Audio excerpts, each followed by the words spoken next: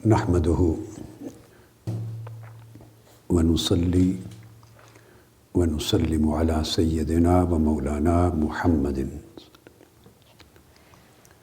رسوله النبي الأمين المكين الحنين الكريم الرؤوف الرحيم. اما بعد، بسم اللہ الرحمن الرحیم.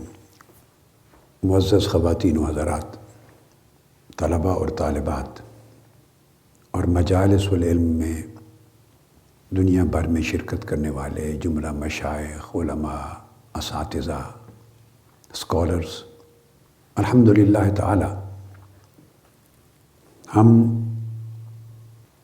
مجالس العلم کی اس سلسلہ وار گفتگو میں ضرورت مذہب اور وجود باری تعالی کے موضوع پر گفتگو شروع کر چکے ہیں. جب سے اس کرۂ ارضی پر انسانی زندگی کا آغاز ہوا ہے، اجتماعی شکل میں، اور معاشروں کو وجود ملا ہے، انسانی معاشروں میں علم اور فکر پروان چڑھا ہے، اور اجتماعی یا انفرادی یا اجتماعی سوچ نے جو بھی سمت اختیار کی ہے، انسانی معاشروں کی تاریخ میں جو افکار و نظریات بھی پروان چڑھے اور چلتے چلتے وہ فلسفے کا روپ دھارتے گئے، پھر سائنس کا روپ دھارتے گئے ہیں، انسانی افکار و نظریات یا انسانی علم و فکر کے ارتقاء کا سفر فلسفے اور سائنس تک جا پہنچا ہے. خواہ وہ زمانہ قدیم تھا تو اس وقت بھی انسانی فکر اور انسانی علم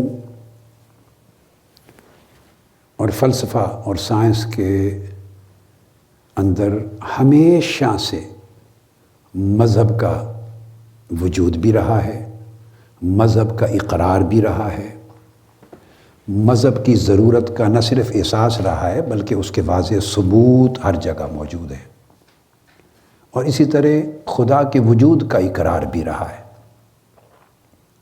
ایک خالق کائنات کا ایک تصور رہا ہے.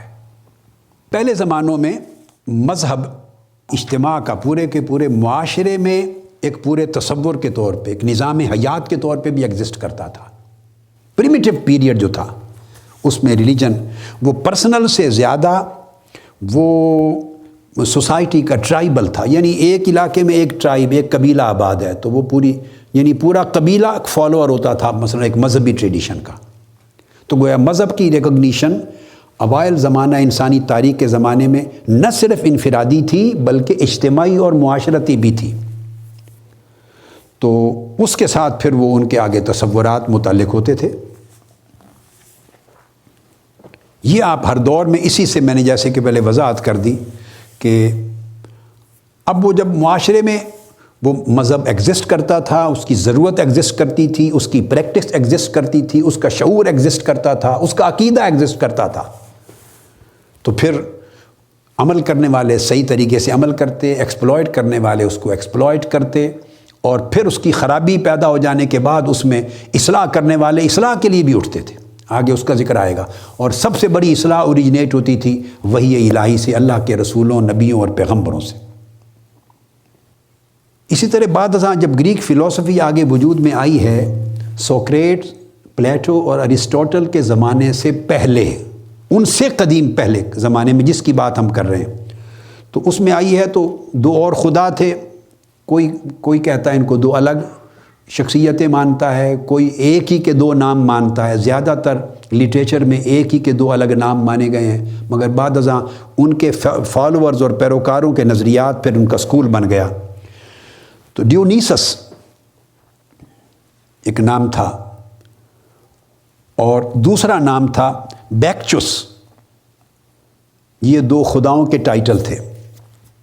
وہ کیا تھے یہ الگ بحث ہے کہ انسان کے ٹائٹل تھے یا کسی بیل کے ٹائٹل تھے، مگر وہ انہوں نے جو تصور مشرکانہ عقائد کا تھا تو اس میں ڈیونیسس اور بیکچس یہ دو تصور تھے خدا کے، اور ان کے ماننے والے جو پیروکار تھے بعد ازاں جب ان کا اسکول آف تھاٹ بنا تو انہوں نے پھر وہ جو تعلیمات وضع کی ان عنوانوں سے، ان کے ٹائٹل سے، تو ان کی تعلیمات میں بھی مذہب کا پورا تصور واضح طور پر موجود تھا۔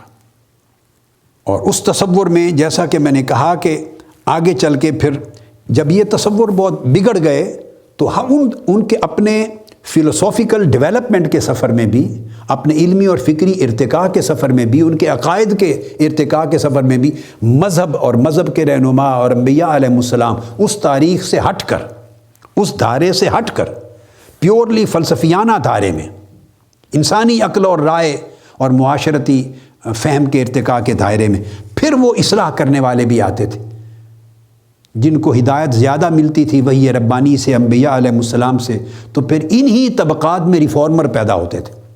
وہ دیکھتے تھے کہ گدلا ہو گیا ہے مذہب کا تصور فار سرٹن ریزن جن کو ہم پہلے بیان کر چکے ہیں، مسٹیکس ایررز کی وجہ سے، فالٹی اپریسیشنز کی وجہ سے، ایکسپلائٹیشنز کی وجہ سے، مس یوز آف اتھارٹی کی وجہ سے، مفادات کی وجہ سے، جب دیکھتے خراب ہو گیا تو ریفارمرز اٹھتے تھے۔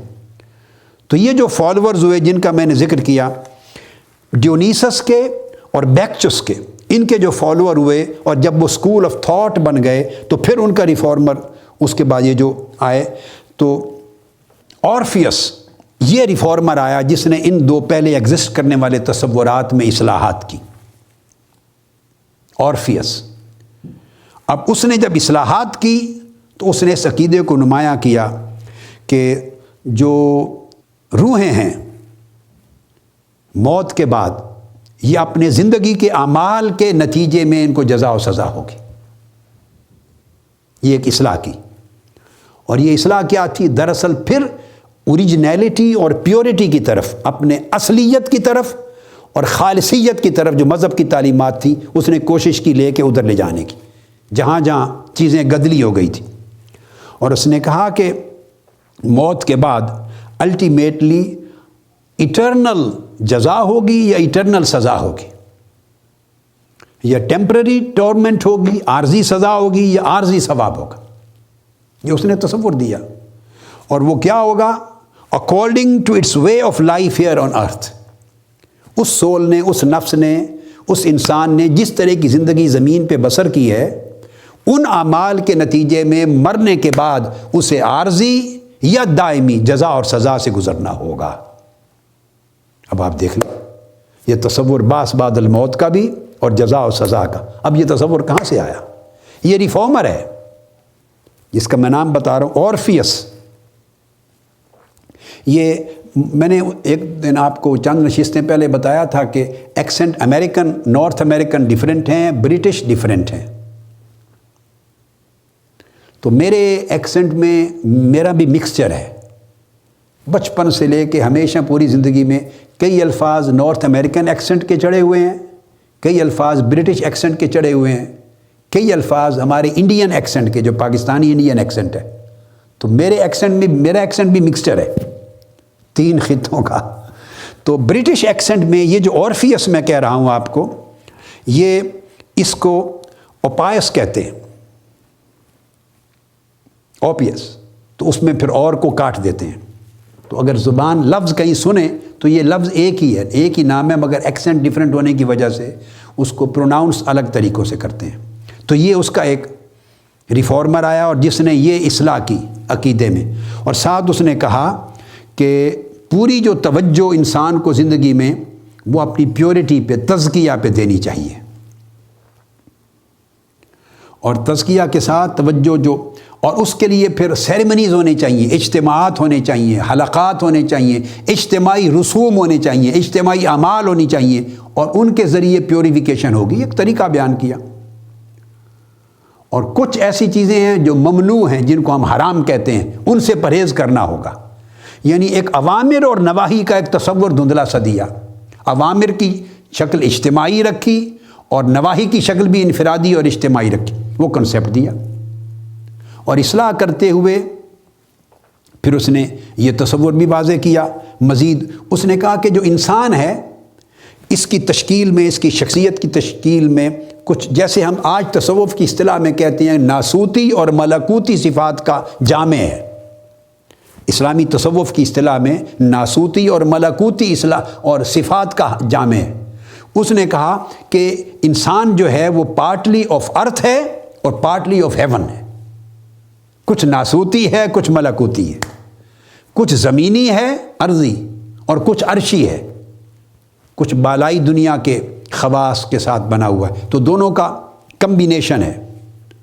اور وہ کہتا ہے کہ اگر انسان پیور لائف، خالص لائف اوامر کے مطابق اور نواہی سے پرہیز کرتے ہوئے گزار لے تو وہ جو اس کی شخصیت میں حصہ ہے ہیونلی، ملکوتی حصہ، نورانی حصہ، اس میں اضافہ ہوتا چلا جاتا ہے. اب آپ دیکھیے یہ سارا جو ریفارمر ہے، یہ جتنی ریفارم کر رہا ہے، اصلاح کر رہا ہے اور جو کچھ کہہ رہا ہے، یہ ساری تعلیمات وہ ہیں جو قرآن اور حدیث میں ہیں، جو اولیاء کرام اور صوفیاء کرام نے، صحابہ کرام، تابعین، اتباع التابعین، سلف صالحین نے دی ہیں، جو اسلامی تصوف میں ہیں، جس کی اصل پورے قرآن مجید کی نصوص میں ہے اور حدیث نبوی میں ہے. یہی تعلیمات چلے جائیں تو سیدنا عیسیٰ علیہ السلام کے ہاں انجیل میں ہے، یہی موسیٰ علیہ السلام کی تورات میں ہے، آف کورس یہی اوپر انبیاء علیہ السلام کی پوری تاریخ میں ہے. تو یہ جب یہ تعلیم دے رہا ہے اورفیس، یہ تعلیمات کہاں سے لے رہا ہے؟ میں نے آپ کو کہا کہ یہ فلسفے کی تاریخ ہے، انسانی علم و فکر کے ارتقاء کی تاریخ ہے، انسانی معاشرے کے اندر مذہبی اقدار کی اور مذہب کے وجود کی تاریخ ہے، پھر اس کے گدلے ہو جانے کی تاریخ ہے، پھر اصلاح کے لیے کسی کے اٹھنے کی، ریفارمز کرنے کی تاریخ ہے. تو جو ریفارمر آ کے ریفارم کرتا ہے، صاف ظاہر ہے کہیں سے تو اجلا ستھرا پانی لے رہا ہے نا، کہیں سے تو آکسیجن لے رہا ہے، کہیں سے تو ہدایت ربانی لے رہا ہے کہ جس کی نگاہ میں ہدایت کی اینک لگا کے وہ دیکھتا ہے کہ یہاں کرپشن ہوئی ہے، یہاں عقائد سیاح خراب ہوئے ہیں، یہاں مشرکانہ گرد و غبار چڑھ گیا ہے، یہاں انسان بھٹک گیا ہے، اور پھر وہ پیورٹی کی طرف اور اوریجنیلٹی کی طرف لے جا رہا ہے. وہ خود ثبوت ہے اس بات کا کہ ہر دور میں جہاں انسانی فکر درست سمت بڑھا ہے، وہاں اس کو رہنمائی وحی ربانی سی اور مذہب الہی سے، انبیاء کے دیے ہوئے مذہب سے اور آسمانی کتب سے ملی.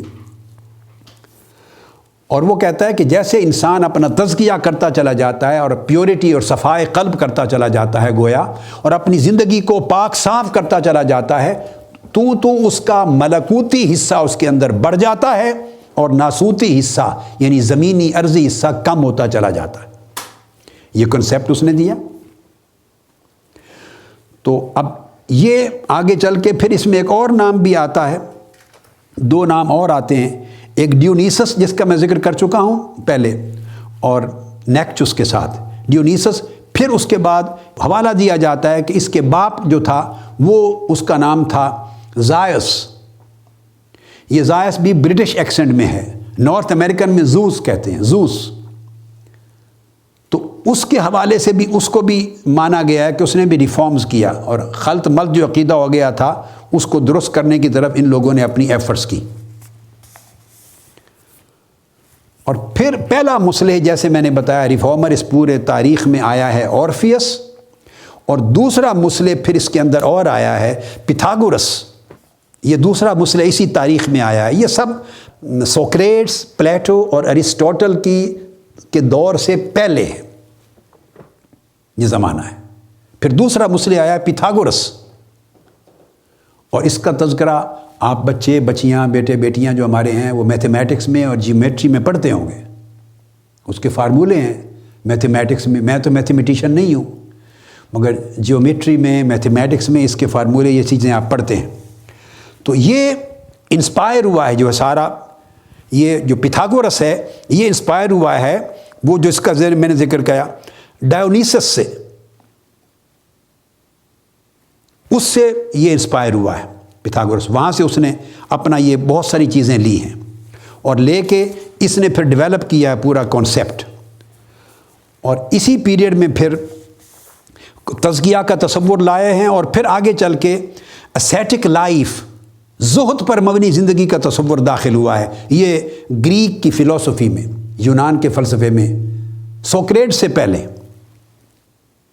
اور وہ تصور پھر اس زمانے ایگزسٹ کرتا تھا کہ زندگی بنیادی طور پہ یہ جیسے حدیث پاک میں آتا ہے کہ دنیا سجن المؤمن، کہ دنیا مومن کا قید خانہ ہے تکلیفوں مصیبتوں کی، اور موت اس کا چھٹکارا ہے، نجات ہے.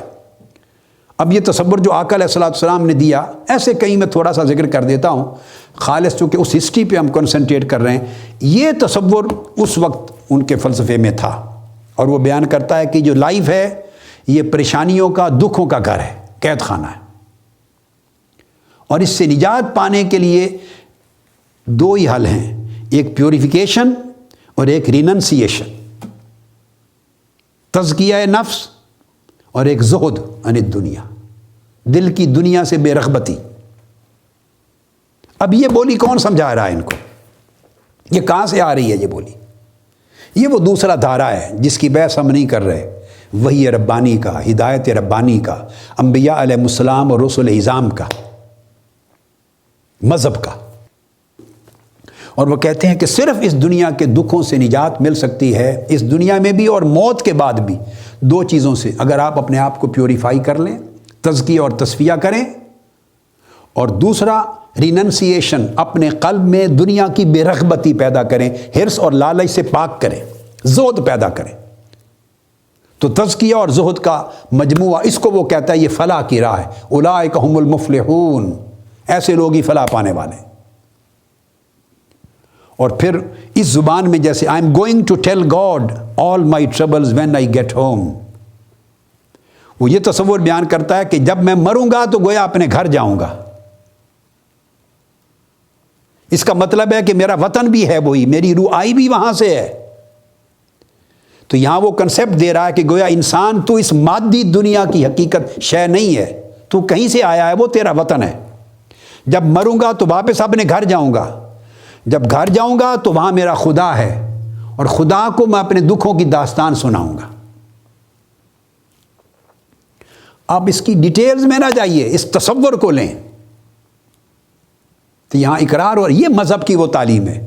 اور مذہب کیا کہتا ہے کہ اے بندے، یہ دنیا جس میں تو کھو گیا ہے یہ تیرا اصل وطن نہیں ہے، یہ پردیس ہے۔ تیرا دیس وہ دنیا ہے، عالم ملکوت، عالم ارواح، مالا اعلیٰ، جہاں تیری روح پیدا ہوئی، اور تو مر کے پھر پلٹ کے ادھر جائے گا اپنے رب کے حضور۔ یہ جو کنسپٹ ہے اپنے رب کے حضور جاؤں گا، وہ وطن ہے تیرا۔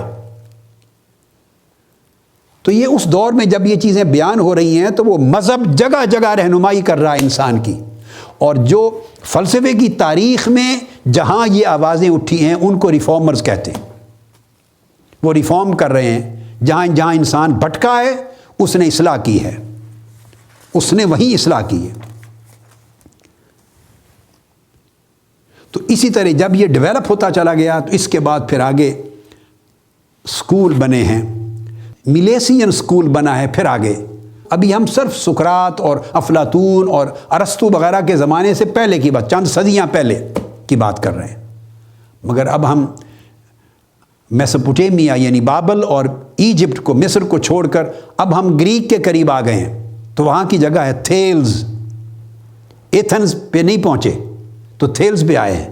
تو وہاں سے ایک سکول پھر وجود میں آیا ہے جس کو میلیسین سکول کہتے ہیں، وہ فلسفے کا ایک ابتدائی سکول ہے، اور یہ اس لیے کہتے ہیں کہ اس تھیلز جو ہے وہ اس علاقے کا رہنے والا تھا۔ اس نے پہلی چیز جو کہی تھیلز نے، اور پھر اس کے فالوور جو ہیں جنہوں نے میلیسین سکول اور فلسفی ایک طرح کا بنایا۔ اچھا، فلسفی میں بانی سوکریٹ نہیں ہے، سوکریٹس آگے ذکر آئے گا، تو فلسفی کا بانی تھیلز ہے۔ یہ پہلا شخص ہے جس کو فلسفے کا بانی آپ تصور کر سکتے ہیں۔ اس نے فلسفے کی بنیاد رکھی ہے۔ اس سے قبل جتنی بحثیں کی وہ افکار تھے، آپ ان کو افکار کہیں گے، ان کو خیالات کہیں گے، سارا کچھ نام دیں گے، مگر باقاعدہ فلسفہ افکار و نظریات کو ایک شکل دے کے وجود میں آیا، تو اس کو وجود میں لانے والا پہلا شخص ہے تھیلز۔ تو اب اس نے جو بات کہی وہ عجب بات ہے۔ اس نے کہا کہ ہر چیز کی جو اصل ہے وہ پانی ہے۔ یہ قرآن مجید کی کہی ہوئی بات ہے، وَجَعَلْنَا مِنَ الْمَاءِ كُلَّ شَيْءٍ حَيٍّ، ہر زندہ چیز کی اصل اوریجن پانی ہے۔ گویا حیاتیاتی جو کائنات ہے زمین کے اوپر، عرضی زندگی میں جو حیاتیات ہے، زندگی کی نشو و نما، اس کی ابتدا پانی سے ہوئی ہے۔ اب یہ بات تھیلز کہہ رہا ہے، یہ بات قرآنی وحی کی ہے، اس کے پاس اس وقت سائنٹیفک ایکسپیریمنٹس تو نہیں تھے. یہ تو بہت آج کے دور میں جا کے جب اتنی ڈیولپ ہو گئی سائنس تو تجربات کے بعد سائنس ایک نتیجے پر پہنچی ہے. لیکن سوال یہ ہے کہ 2500 سال قبل تھیلز یہ بات کیسے کہہ رہا ہے؟ ابھی تو سائنس وجود میں نہیں آئی، ابھی تو فلسفہ تشکیل پا رہا ہے اور آگے پھر سائنس ساتھ ساتھ بن رہی ہے. اس نے اس اوائل زمانے میں پریمیٹو ایج ہے ہیومن ہسٹری کی، وہ کیسے کہہ رہا ہے ہر چیز پانی سے؟ حیاتیاتی جو تاریخ ہے اس کا ابتدا پانی سے ہوئی ہے، جو بات وحی ربانی بتا رہی. تو مطلب یہ ہے کہ وحی چونکہ ہر زمانے میں رہی ہے، انبیاء کی بعثت ہر زمانے میں رہی ہے، رسولوں کی آمد ہر زمانے میں رہی ہے، وحی ربانی ہدایت ربانی کا نزول ہر زمانے میں رہا ہے، پیرلل چلی ہیں. تو یہ بات وہی ہے جو، اور وحی کی بات میں کبھی تضاد نہیں ہے. تو وہ حقیقت وہاں سے لی ہے. اور پھر اس کے بعد یہ تصور آگے بھی چلا ہے. یہ جو میں نے تھیلز کا تذکرہ پہلے بھی مختصر سا کر دیا تھا کہ یہ وہی شخص ہے جو 585 قبل مسیح 585 BC اس میں اس نے پیشین گوئی کی تھی اس سن میں جو چاند سورج گرہن ہوا. تو اسٹرانومرز نے اس سن سورج گرہن سے اس کے زمانے کا تعین کیا ہے. پھر آگے اس کی تفصیلات ہیں. تو وہاں بھی اس نے بھی خداؤں کو اور پھر بڑے خدا کو اور مذہب کو اور ان تعلیمات کا جگہ جگہ اقرار کیا ہے. اور پانی کو اوریجنل سبسٹنس، یہ ایک نئی بات اس نے کہی. اور بعد میں ہر آنے والے نے یہ بات کہی ہے، ایرسٹوٹل تک ہر ایک نے یہ بات کہی ہے. جو اس کا مطلب ہے اس بات کی صداقت پر ان کا اتنا اعتماد تھا. اس کے بعد ایک اور فلاسفر آیا ہے، جیسے میں نے کہا ملیسین اسکول میں وہ انیکسیمینڈر ہے. تھیلز کے بعد انیکسیمینڈر، وہ بھی یہی کہتا ہے. اور اب وہ جو فلسفی دوسرا آیا ہے وہ کہتا ہے کہ ساری چیزیں، کائنات کی ہر شے ایک سنگل پرائمل سبسٹینس سے نکلی، پرائمری سبسٹینس سے، ایک یعنی وحدت ہے اور ایک مادہ ہے یا ایک حقیقت ہے، وحدانی حقیقت ہے، ایک سنگل پرائمری سبسٹینس ہے. ہر شے اس سنگولیرٹی سے نکلی ہے، وحدت سے نکلی ہے. اب اس پر ہم بہت بعد میں جا کے آئیں گے. یہ جو ٹائم اور سپیس پہ ریسرچ ہوئی ہے اور فزیسسٹ جو بڑے بڑے ماہر طبیعیات آئے ہیں، نیوٹن پھر اس کے بعد آئنسٹائن کے بعد پھر ایڈون ہبل وغیرہ، یہ سارے آئے ہیں. یہ 20ویں صدی میں جا کے سنگولیرٹی کی تھیوری سامنے آئی ہے، بگ بینگ کی تھیوری. اور سنگولیرٹی ایک وحدت سے کائنات کا بگ بینگ، ایک دھماکے سے وجود میں آنا، اس پر ہم آئیں گے. یہ تو آج 20ویں صدی میں تحقیقات نے انسان کو یہاں پہنچایا ہے، 20ویں صدی میں. لیکن یہ 2500 سال قبل جب ابھی سائنس کا بھی وجود نہیں تھا، وہاں یہ کہنا بے شک دھندلے تصور میں کہ ہر چیز کی ابتدا ایک اکائی سے ہوئی ہے، ایک سبسٹینس سے، وحدت سے ہوئی ہے، یہ بہت بڑی بات ہے. اور یہ سائنس کی تو تحقیقات اور تجربات شروع نہیں ہوئے اور فلسفہ ابھی وجود میں آ رہا ہے. پہلا شخص ہے تھیلز اور اس کے بعد انیکسیمینڈر، یہ آئے ہیں جو بات کر رہے ہیں. یہ تو اس کا مطلب ہے اس کے پیچھے سائنسی تجربات تو ہے نہیں، اس کے پیچھے فلسفے کی تاریخ بھی نہیں ہے، وہ تو ابھی تشکیل پا رہا ہے. سائنس ابھی وجود میں آئے گی. تو یہ جو بات کر رہے ہیں کہ ایک وحدت سے ہر چیز کائنات کی ابتدا ہوئی، تو اس کا مطلب اس کا سورس نہ فلسفہ ہے نہ سائنس ہے، اس کا سورس کچھ اور ہے. اس کا وہی سورس ہے جس نے کہا کہ اس زمین پر زندگی کی نشو و نما پانی سے ہوئی. جعلنا من الماء کل شیء حی. جو سورس یہ بتا رہا ہے اسی سورس نے یہ بتایا کہ زمین و آسمان ایک اکائی تھے. کانتا رتقن ففتقناہما. یہ زمین اور آسمان، ساری کائنات ایک اکائی کی طرح باہم جڑی ہوئی تھی، ہم نے پھوڑ کے کائنات کا آغاز کر دیا. میں اس کی تفصیل پہ اس وقت آؤں گا جب ہم باقاعدہ جدید سائنس میں 20ویں صدی ہجری کی تحقیقات پر پہنچیں گے. جب یہاں آئیں گے تو اس پہ ڈیٹیل اس آیت کریمہ پر بات ہوگی. تو رتق اور فتق کا فلسفہ جو قرآن نے دیا ہے، کانتا رتقن ففتقناہما، رتق اور فتق، یہ بات جو قرآن کہہ رہا ہے. اور قرآن کی بات اگر وہ سیدنا عیسیٰ علیہ السلام نے بھی کہہ دی ہو تو عجب نہیں ہوگا، وہ بھی نبی ہیں، سورس رہنمائی کا وہیں سے ہے، وہی ہے۔ اگر وہ بات موسیٰ علیہ السلام نے کہہ دی ہو، میں مثال دے رہا ہوں، تو عجب نہیں ہوگا۔ اگر وہ بات یوسف علیہ السلام نے کہہ دی ہو، عجب نہیں ہوگا۔ ابراہیم علیہ السلام نے کہہ دی ہو، آدم علیہ السلام نے کہہ دی ہو، نوح علیہ السلام نے کہہ دی ہو، تو عجب نہیں ہوگا، چونکہ سورس ایک ہے۔ عجب تو یہ ہے کہ جب فلسفہ ابھی تشکیل پا رہا ہے، فلسفے کی بھی پیچھے تاریخ نہیں، اور سائنس ابھی وجود میں آئے گی، اس کی بھی تاریخ نہیں، تو اس پریمیٹیو ایج میں ایک شخص جو فلسفے کا بانی بننے جا رہا ہے، وہ کیسے کہہ رہا ہے کہ سنگولیرٹی سے کائنات کی ابتدا ہوئی؟ وہ کس بنیاد پہ کہہ رہا ہے؟ اس کی تھیوری کہاں سے آئی؟ اس کو کون سے ایکسپیریمنٹ ملے؟ اس کے پیچھے کون سے تجربات اور مشاہدات تھے؟ جو چیز سائنس کو پچھلی صدی میں جا کے معلوم ہوئی ہے، تو 2500 سال قبل، تو اس کا مطلب ہے اس کے پیچھے وہی مذہب ہے، وہی ربانی ہے، وہی ہدایت ربانی ہے۔ میں نے جیسے کہا یہ بات کہہ دی، اور پھر آگے کیا کہا؟ تشخیص میں، آئیڈینٹیفائی کرنے میں مختلف تعبیرات ہوتی رہی، تعبیر مختلف ہوتی رہی، کہیں ٹھوکر کھاتے رہے، کہیں، مگر کہیں نہ کہیں جو چیز ان کو ملی ہے، چونکہ خود پیغمبر نہیں تھے یہ لوگ، اور نہ پیغمبر کے براہ راست صحابی اور شاگرد تھے، ڈائریکٹ ریسیپینٹ نہیں تھے، انہوں نے کئی واسطوں سے بات ان تک پہنچی تھی، اور جو ارتقاء تھا وہ اپنے عقل کے ساتھ چل رہا تھا، تو وہاں پھر چیزوں کا مکسچر ہوتا ہے، مگر اس کے اندر اصل تصور کو نکالنا، ڈھونڈنا، اس میں کوئی دشواری پیش نہیں آتی۔ تو اور اس نے عجب بات کی، پیچھے نے تو کہا تھا نا کہ پانی سے بنی۔ انیگزیمینڈر اس یہ کہتا ہے، یہ دوسرا فلسفی ہے ملیسین اسکول کا، وہ کہتا ہے that all things come from a single primary substance but that is not water۔ وہ کہتا ہے میں پانی کی بات نہیں کر رہا ہوں، پانی کی بات اپنی جگہ ہے، جہاں عرضی حیاتیاتی سفر شروع ہوا ہے، زمین پر زندگی کی نشو و نما پانی سے ہوئی ہے، میں اس کی بات نہیں کر رہا ہوں، کہہ رہا ہوں that all things، میں ساری کائنات کی بات کر رہا ہوں۔ اور تھیلز نے یہ کہا، وہ کیا ہے؟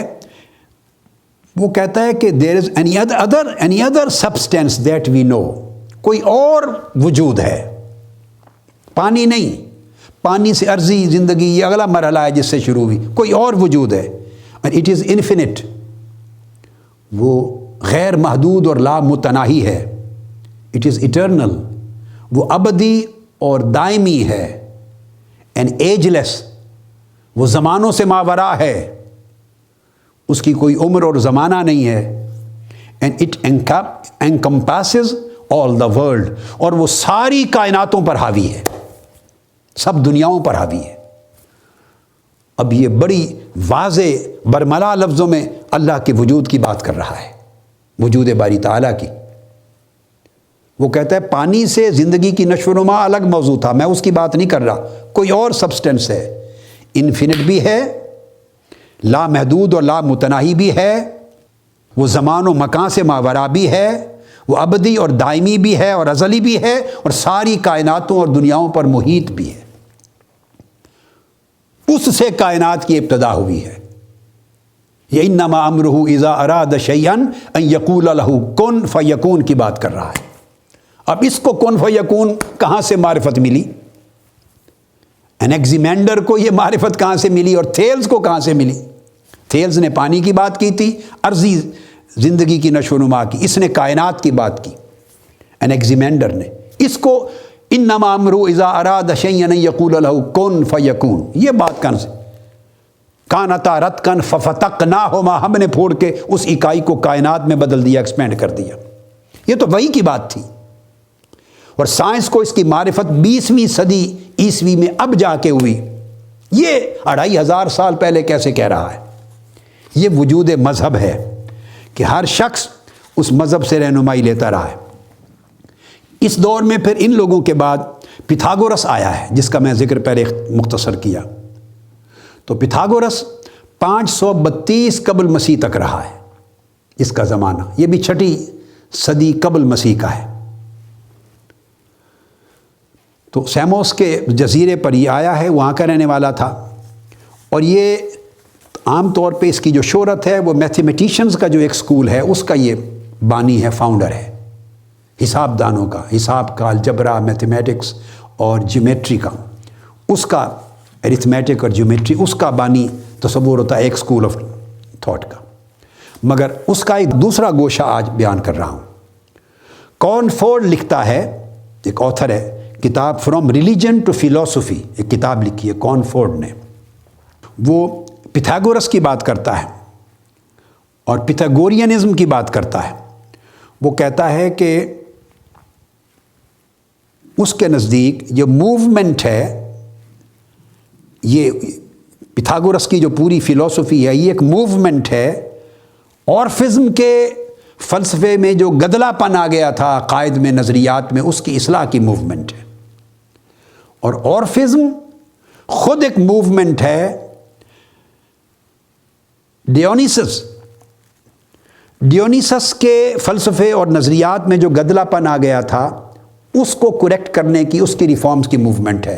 یہ پھر یکے بعد دیگرے ریفارمرز آتے رہے ہیں، تو پیتھاگورس بھی ایک ریفارمر ہے بذات خود۔ اور اب وہ تصور یہ دیتا ہے، پیتھاگورس کی اب بات کر رہا ہوں، اب ایز اے میتھمیٹیشینز نہیں، مذہب کے ماننے والے کے طور پر۔ اب دیکھو وہ یعنی آج کی دنیا میں میتھمیٹکس کا، جیومیٹری کا، ان چیزوں کا وہ بانی تصور ہوتا ہے۔ اب اس کے مذہب کا اقرار کرنے والا، وجود باری تعالیٰ کا اقرار کرنے والا، اب اس کیپیسٹی میں پیتھاگورس کا ایک تعارف ہو رہا ہے، اور وہ بیان کرتا ہے، اس کو بیان کیا برنٹ نے، اس کی کتاب ہے ارلی گریک فلسفی، جو پہلا حوالہ دیا کانفورڈ کا تھا۔ کانفورڈ نے بیان کیا فرام ریلیجن ٹو فلسفی میں کہ یہ ساری ریفارمیشنز کی موومنٹ ہیں، جہاں جہاں گدلا ہوا ہے اس کو پھر پیوریفائی کر کے اصل تعلیمات کی طرف لے جاتے رہے ہیں۔ اور اصل تعلیمات کی طرف یہ کیسے لے گیا ہے؟ اس کو ارلی گریک فلسفی میں برنٹ نے لکھا ہے، یہ کہتا ہے Pythagoras, we are strangers in this world, ہم اس دنیا میں پردیسی ہیں، and the body is the tomb of the soul, اور یہ جو جسم ہے یہ روح کا مزار ہے، روح اس کے اندر دفن ہے۔ And yet we must not seek to escape by self-murder۔ یہ وہی بات ہے جو سوکریٹ نے آگے چل کے کہی کہ موت کو ویلکم کرو، کیونکہ موت کے راستے سے تم اپنے خدا کو، جس سے محبت کرتے ہو اور جو تم سے محبت کو، اس سے ملنے جا رہے ہو، مگر موت خود نہ چاہو، یعنی اپنی جسم پر موت وارد نہ کرو، خودکشی نہ کرو، یہ حرام ہے۔ It has held to be unlawful، Socrates نے کہا ہے۔ وہی بات یہ کہہ رہا ہے پیتھاگورس، وہ کہتا ہے کہ بے شک روح کو آزادی دینی ہے اس جسم کی قبر سے، مگر خود کشی نہیں کر سکتے، سیلف مرڈر نہیں کر سکتے۔ کیوں؟ اب آپ دیکھیں آگے چل کے جو میں نے ریفرنس دیا تھا، سوکریٹس نے کیا کہا تھا کہ بندے کا رشتہ خدا سے اسی طرح کا ہے جو رشتہ مویشیوں کا اپنے مالک کے ساتھ ہے۔ مویشی مالک کی مرضی کے خلاف راستہ چھوڑ کے دائیں بائیں دوڑ جائیں تو مالک ناراض ہوتا ہے، خوش نہیں ہوتا، وہ چاہتا ہے میرے راستے پر چلیں جہاں میں چاہتا ہوں۔ اس طرح ہمارا مالک ناراض ہوگا اگر ہم اس کے دیے ہوئے راستے سے ہٹ کر دائیں بائیں چلے جائیں، وہ چاہتا ہے میرے دیے ہوئے راستے پر چلیں۔ اب یہ بات پیتھاگورس کہہ رہا ہے، دی میتھمیٹیشین، وہ کہتا ہے اس لیے خودکشی نہیں کر سکتے، for we are the chattels of God who is our herdsman and without his command we have no right to make our escape. اللہ کے حکم کے بغیر ہم اپنی روح کو بھی جسم کی قبر سے یا قید خانے سے آزاد نہیں کر سکتے۔ بڑی نجات ہے، بڑی فلاح ہے، مگر فلاح کا کام بھی اللہ کے امر کے بغیر، حکم کے بغیر نہیں کر سکتے۔ یہ پیتھاگورس کی بات آپ کو بتائیے۔ اب یہی اس نے ایک بڑی دلچسپ بات، یہ تھوڑا سا حصہ اختتام کا حصہ ہے آخری، مگر تھوڑا سا بوجھل ہوگا، میں پڑھاتا ہوں اور مگر ہے بہت مزیدار سمجھنے والا۔ اب جب اس نے گریک میں جو میتھمیٹکس اور ارتھمیٹک کے ساتھ جیومیٹری کو الگ کر دیا گیا، انڈیپینڈنٹ کر دیا گیا، تو یہ گریکس نے کیا اور اس کی بنیاد بھی پیتھاگورس نے رکھی، اور وہ یہ ہے کہ انفلوئنس جو ہے جیومیٹری کا فلسفی پر بھی تھا اور سائنٹیفک میتھڈ پر بھی تھا۔ جب اس نے جو بنیاد رکھی، اور اس نے کہا کہ اس کے اندر دو چیزیں ہوتی ہیں جیومیٹری میں، ایک ایگزیمز ہوتے ہیں اور ایک تھیورمز ہوتے ہیں۔ ایگزیمز اور تھیورمز، یہاں سے استدلال لے رہا ہے، آپ اندازہ کر لیں خالق حقیقی کی طرف جا رہا ہے، اس کی جیومیٹری جا رہی ہے، اس کا ارتھمیٹک جا رہا ہے، اور ایگزیمز اور تھیورمز کے ذریعے وہ ان بالائی حقیقتیں جو اس ہمیشہ قائم رہنے والی وحدت کی طرف لے جاتی ہیں، اس کی طرف لے جا رہا ہے۔ اور وہ کہتا ہے کہ ایگزیمز کیا ہوتے ہیں؟ ایگزیمز ہوتے ہیں which are deemed to be self evident, جو سیلف ایویڈنٹ ہوتے ہیں، از خود ثابت اور واضح ہوتے ہیں، ان کو تو ایگزیمز کا نام دیا جاتا ہے۔ اور ان کی بنیاد پر جو بالکل آشکار ہوتے ہیں، ان کی بنیاد پر they proceed by deductive reasoning to arrive at theorems. تو تھیورمز جو ہیں وہ بالکل سیلف ایویڈنٹ اور آشکار نہیں ہوتے۔ تھیورمز وہ جو چیزیں آشکار ہیں جن کو ایگزیمز کہا، ان کو دیکھ کر، یعنی وہ آثار ہیں، وہ آثار ہیں۔ سنریہم آیاتنا فی الآفاق وفی انفسہم، ہم اپنی نشانیاں دکھائیں گے۔ ایگزیمز واضح نشانیاں ہیں، آثار ہیں، جیومیٹری کی زبان میں واضح نشانیاں ہیں۔ سنریہم، ہم انہیں عنقریب اپنی نشانیاں دکھا دیں گے، ان کے جسموں اور منوں کے اندر بھی، ان کے من اور تن کے اندر بھی، اور باہر پوری کائنات میں بھی۔ تو یہ کیا ہوگا؟ یہ ایگزیم ہوں گی، نشانیاں ایگزیم ہیں، دکھا دیں گے، چونکہ وہ آشکار نظر آئیں گی۔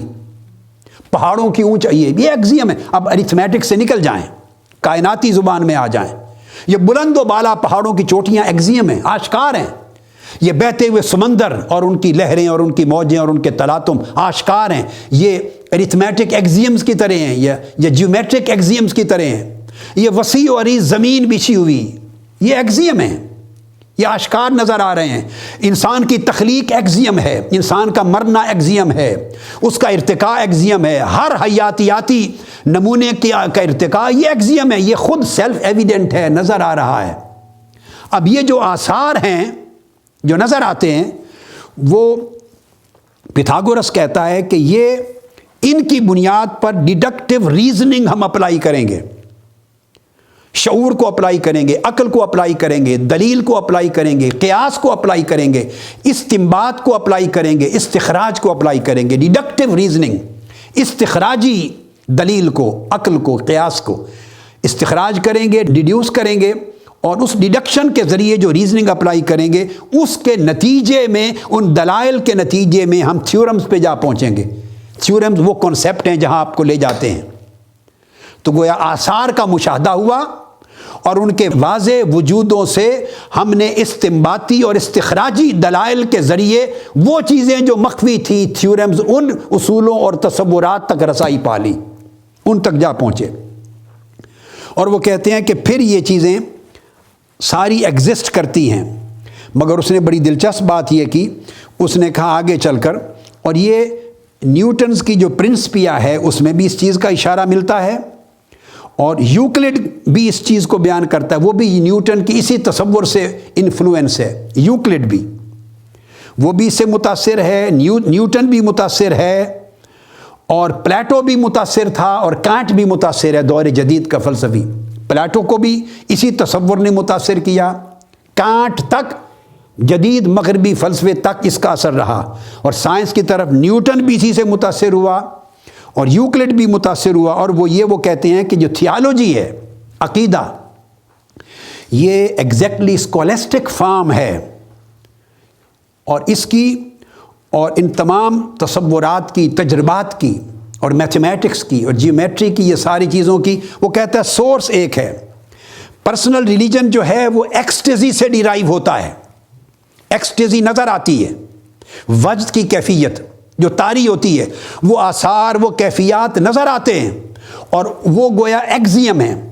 ان نظر آنے والی چیزوں سے آپ ایک حقیقت کی طرف جا کے پروسیڈ کرتے ہیں، اور وہ تھیورم کی طرف جاتے ہیں، اور جب اس حقیقت پہ پہنچتے ہیں تو وہ مذہب ہے۔ تو کہتا ہے پرسنل جو ریلیجن ہے، انفرادی زندگی میں پریکٹس ہونے والا اور کیفیت کے طور پہ وارد ہونے والا وہ جو کیفیات ہیں ایکسٹیزی کی شکل میں، ذوق اور وجد کی شکل میں، وہ ریلیجن کی طرف جاتا ہے اور کہتا ہے کہ جب ہم تھیالوجی کی طرف جاتے ہیں، یہ پرسنل ریلیجن تھا، ایک شخص کے اندر جو اس کا عقیدہ ہے، اور جب تھیالوجی کی طرف جاتے ہیں پورا مذہب اور اس کا پورا جو نظام العقیدہ اس کی طرف جاتے ہیں، تو وہ بیان کرتے ہیں کہ وہ میتھمیٹکس سے ڈیرائیو ہوتا ہے۔ پرسنل شخصی عقیدہ ایکسٹیزی سے، وجد سے ڈیرائیو ہوتا ہے یا وجدانی کیفیات سے ڈیرائیو ہوتا ہے، اور جو پوری تھیالوجی ہے وہ حساب سے میتھمیٹکس سے ڈیرائیو ہوتی ہے، اور دونوں چیزیں پیتھاگورس کی تعلیمات میں ملتی ہیں، تینوں چیزیں مذہب بھی ملا کر۔ اور پھر وہ آگے چل کے کہتا ہے کمپیئر کرتے ہوئے کہ ایگزیم وہ ہے جو آثار کی طرح نمایاں سیلف ایویڈنٹ ہے، تھیورم وہ ہے جس پر دلالت کرتے ہوئے ہم لے کر آگے جا کے ثابت کرتے ہیں۔ تو وہ کہتا ہے کہ جو چیز آثار میں نظر آتی ہے، وہ نظر آنے والی چیز انٹیلیجبل ورلڈ کی وہ نیچے درجے کی ہے، اور جو نظر نہیں آ رہی، جس پر آثار اور نشانیاں دلالت کریں گی اور سیلف ایویڈنس سے دلیل پکڑ کے ہم ہڈن پر جا کے پہنچیں گے، تو جو ہڈن حقائق ہیں وہ سپر ہیں اپنی حقیقت ہونے میں، وہ سپر ہیں۔ جو چیزیں حقائق نظر آ رہے ہیں اس کو نچلا درجہ دیتا ہے، لوور گریڈ کے حقائق ہیں، اور ان سے دلیل اخذ کر کے جو حقائق نظر نہیں آ رہے جب ان تک پہنچیں گے وہ حقائق ہیں جن کا درجہ اور مرتبہ بلند ہے۔ اس بات پہ وہ کہتا ہے کہ جیومیٹری ہمیشہ جب آپ کرتے ہیں تو آپ کمپاس کو یوز کرتے ہیں، اور وہ کہتا ہے کہ there will be some imperfections and irregularities۔ جب آپ کمپاس یوز کرتے ہیں تو آزادی سے کریں گے تو اس میں کوئی امپرفیکشن آ جائے گی، کچھ irregularity آ جائے گی، آپ احتیاط کے ساتھ اس کو کریں گے۔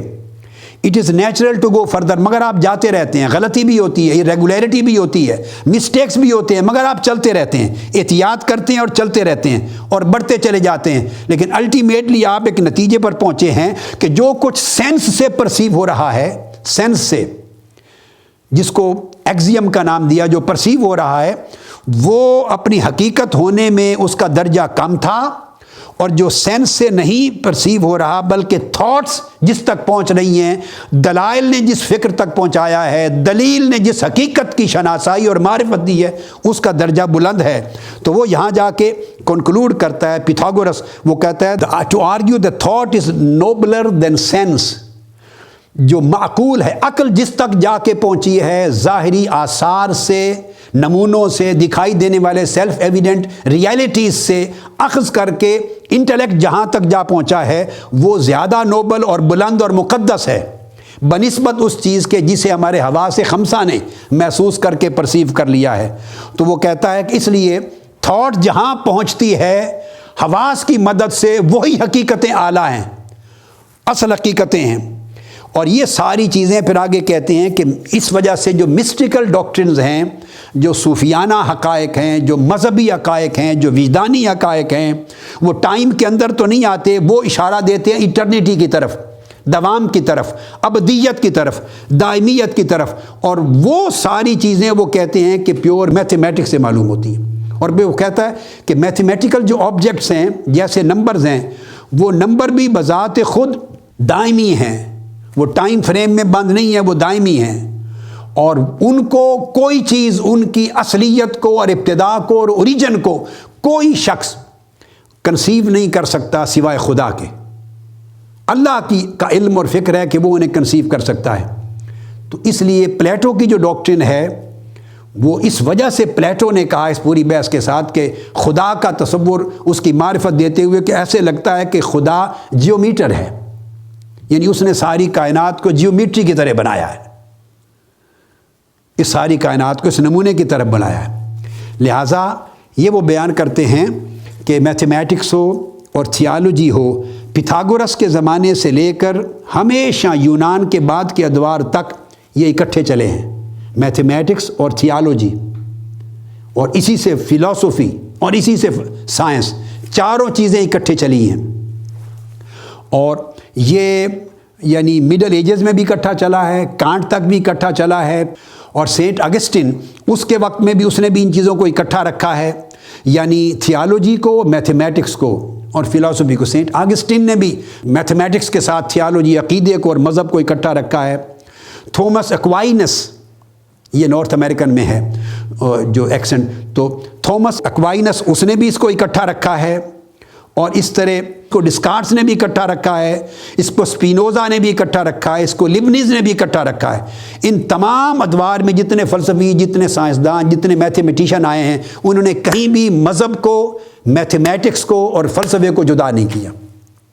ان کے دائرے آپس میں ملتے ہیں، اور فلسفے کے ساتھ پھر سائنس آگے جڑی ہوئی ہے۔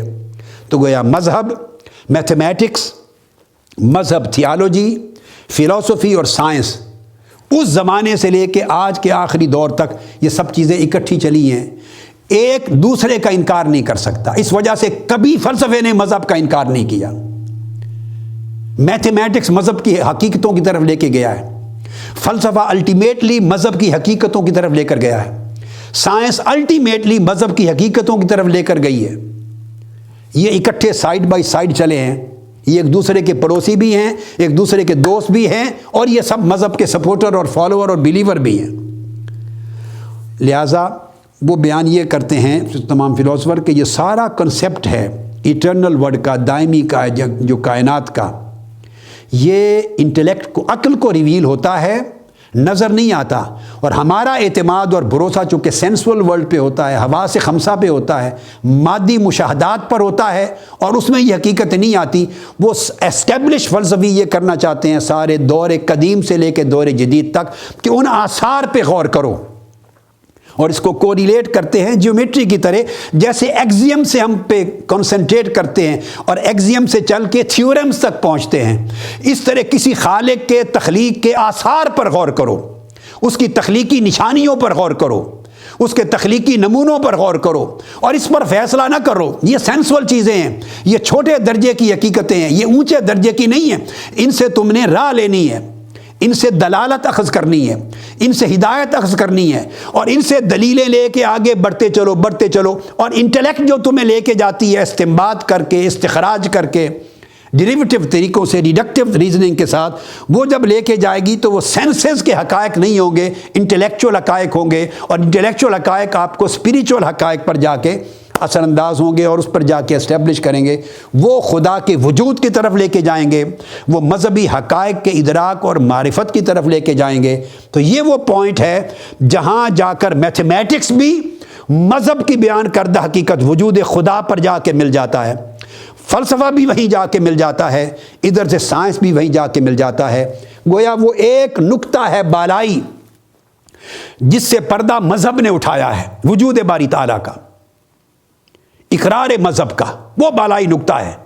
میتھمیٹکس بھی اپنے ایگزیم سے تھیورمز کی طرف جاتا ہوا، اور سینسول ورلڈ سے، انٹلیکچوئل ورلڈ سے اسپریچول ورلڈ کی طرف جاتا ہوا، سفر طے کر کے اسی حقیقت کو جا کے ملا ہے جس کا نام رب کائنات ہے۔ فلسفہ بھی سارے مرحلے طے کرتا ہوا اسی حقیقت پہ جا کے پہنچا ہے، سائنس بھی مرحلے طے کرتے ہوئے اسی حقیقت پہ جا کے پہنچی ہے۔